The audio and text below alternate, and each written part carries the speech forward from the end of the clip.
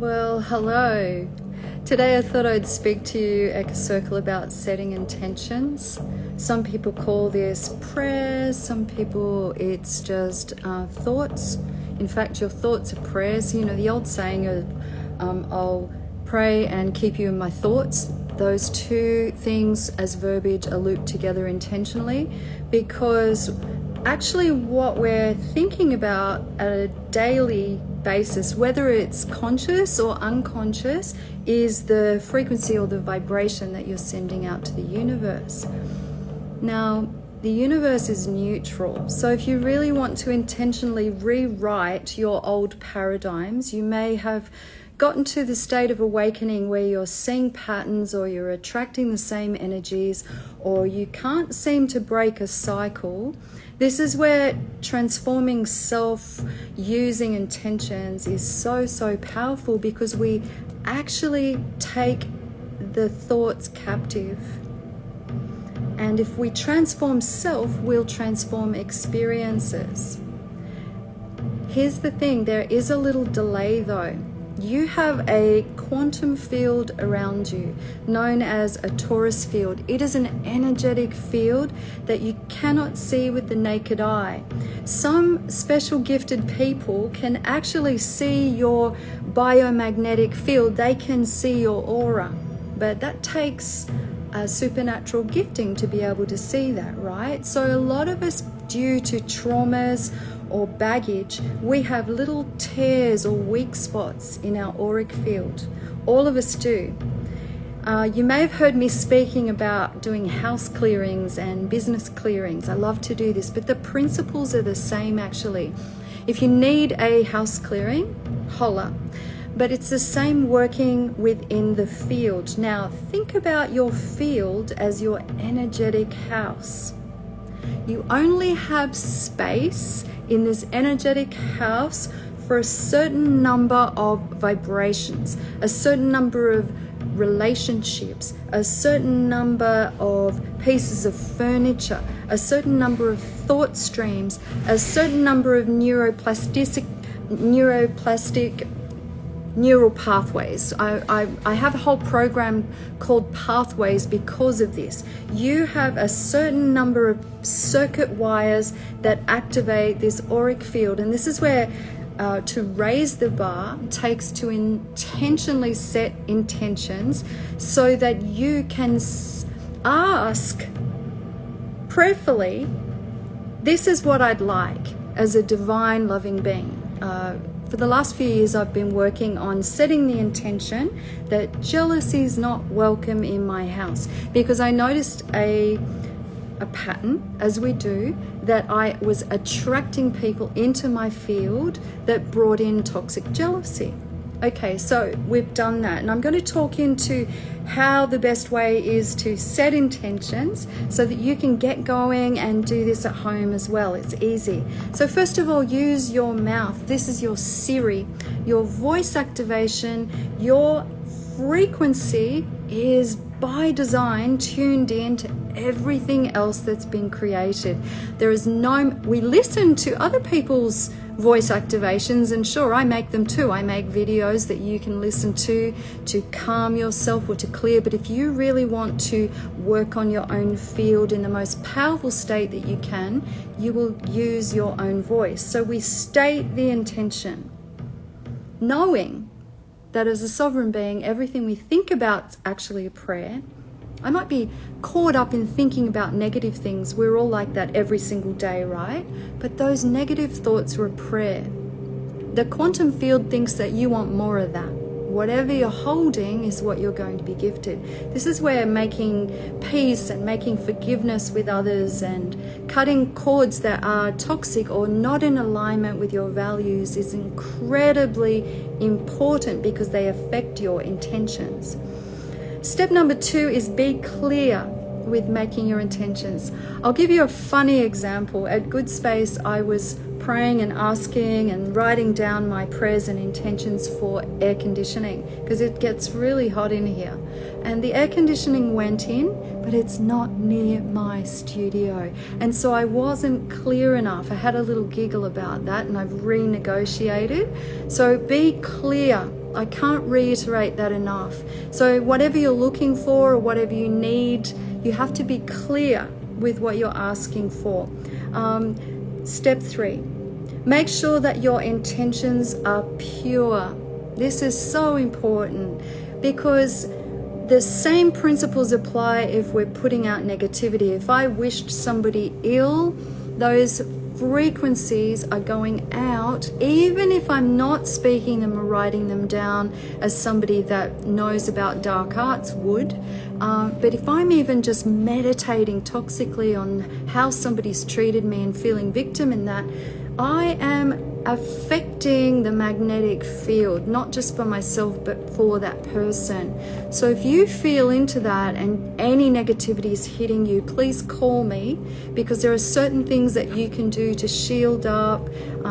There is mirror work to be done. There are things that you can do to shield up and break that wave like a circuit breaker would. So yeah, keep your intentions simple. If you're anything like me, you waffle on, and I'm like, la la la, la la la la la, next minute I'm changing my mind. Keep them simple, because as a wave, when we are too extreme or up and down, we're breaking the circuit breaker. And then the last tip I have here is to shift your limiting beliefs. If you're asking for money, if you're asking for provision, if you're asking for healing, if you're holding a limiting belief that's working against that wave, you won't hit the resonance for the intention to activate. Intentions need to be consistent, and they need patience as well. So intentions, voice activate, write them down, give gratitude and thanksgiving for them, and trust the process. Ride this invisible wave that then will drop into your auric field.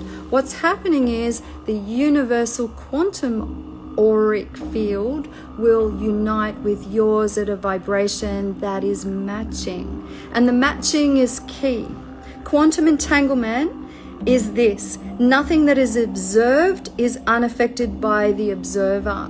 And so it's so important at this time to cut cords with any negativity. Because if we're attracting any type of negativity, okay, here's the lesson. You might ask for money or ask for wealth. What's going to happen as a wave or a test? See how a wave moves? You'll be sent a lot of bills. This month I have a lot of bills, and my faith is being tested. So the goal is to stick to the plan of the intention setting. I've stated my intention, I've reiterated it, I'm clear, I make sure that my intentions are positive.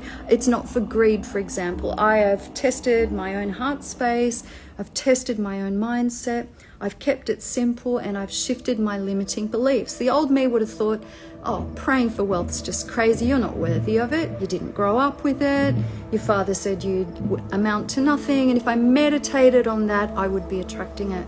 But the key is to just stay firm and fixed and give gratitude, so that I'm observing the positive and not the negative. I've shifted my limiting beliefs out of it. This is how I surf the quantum wave.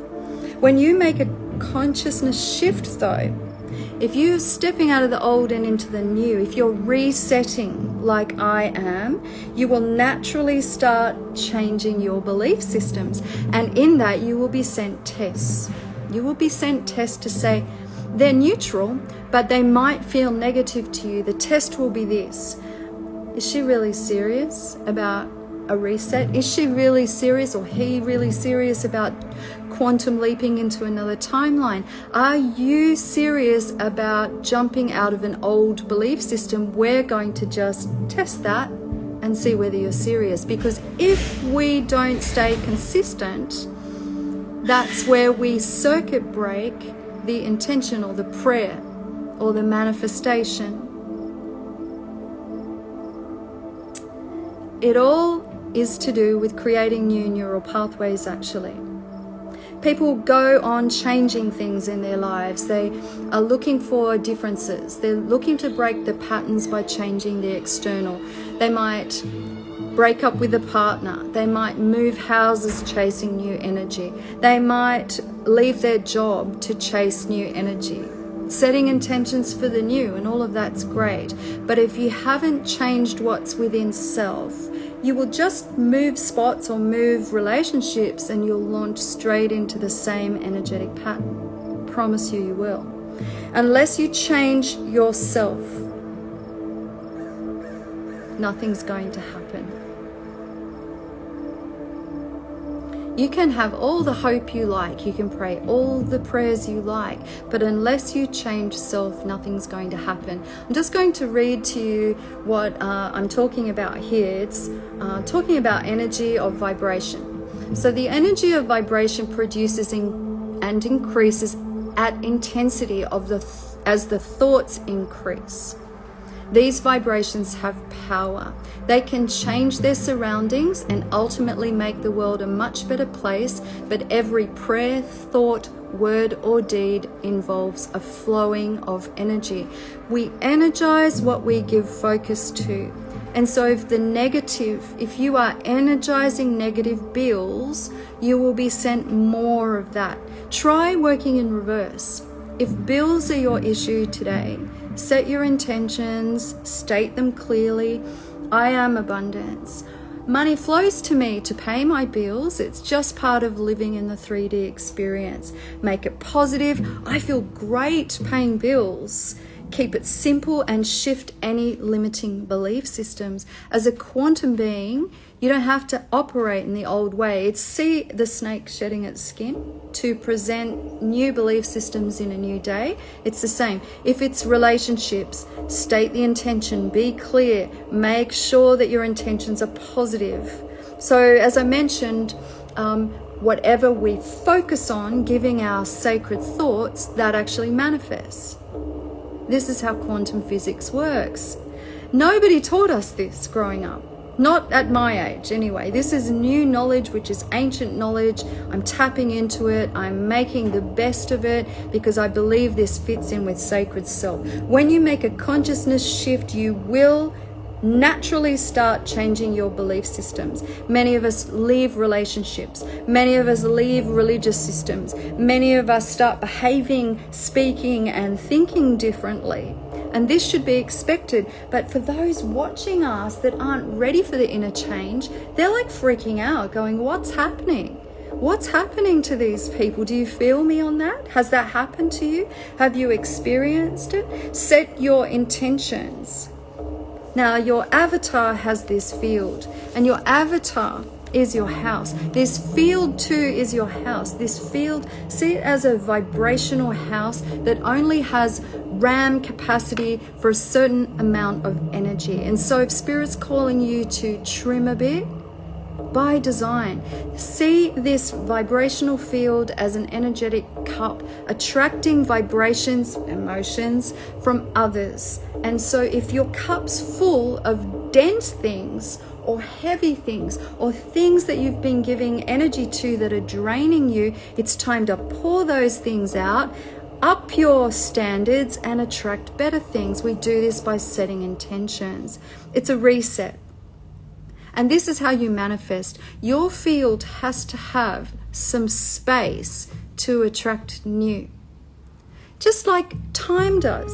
Your time, if you have 12 hours in the day that you have to play, to work, to get your chores done, we need to trim away what is keeping us from achieving our dreams. Otherwise, we're just sabotaging, making excuses.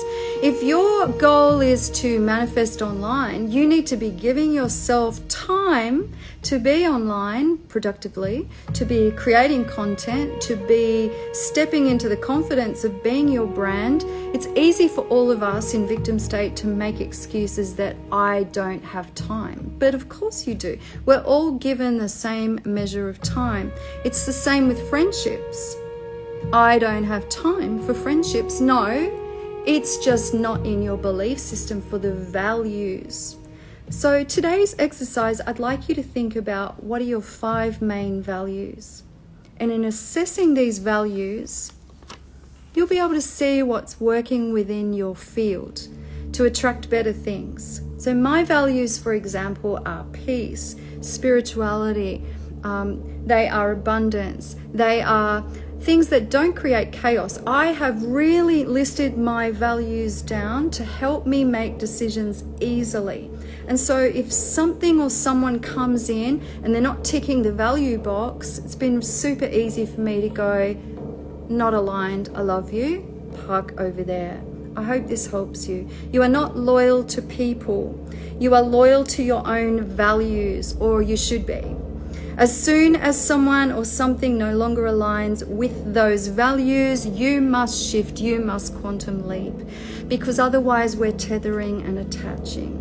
And this may sound harsh, but this is the only way that you can learn to manifest or make room in your energetic house. Picture a house that's physical and it's cluttered. You keep buying stuff, you keep bringing stuff in. People keep giving you gifts that you're not using, that you're not vibing with. If you don't do the clearing, you have no room for the amazing gifts that Spirit's going to bring in. So I hope this resonates for you. If you need some help with the energetic clearing on self or within your home or business, please reach out. This is one of my favorite things to do. We're all vibrating. Let us vibrate at our highest capacity. Let us keep shifting the bar for what we're worthy of. You are so worthy. And if it isn't loving, if it isn't light, if it isn't leaving footprints of peace in your path, if it isn't reciprocal, if it isn't expansive, then question whether or not you have settled with limiting belief systems, whether you have attracted that as your final lesson so that you can jump into your new expanded light being self. Your field is ready to vibrate at the highest capacity. I truly believe we live in a season where light codes are just floating in, and we need to upgrade the physical in order to hold that. That is your house, that is your temple.